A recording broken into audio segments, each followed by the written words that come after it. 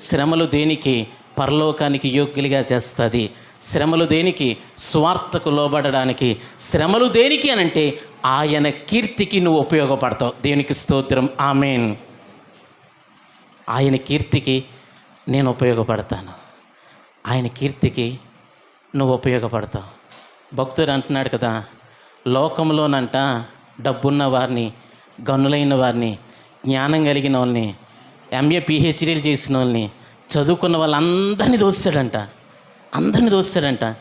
వెర్రివారైనటువంటి మనల్ని ఎన్నిక చేసుకున్నాడంట ఆయన మహిమ కొరకు. దేవునికి స్తోత్రం. ఆయన మహిమ కొరకు శ్రమ పడతామా? ఆయన మహిమ కొరకు ప్రభువుతో మన జీవితాన్ని నడిపించుకుందామా?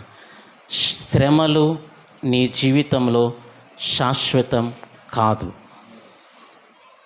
అది ఎప్పుడు గుర్తుపెట్టుకో. శ్రమలు నీ జీవితం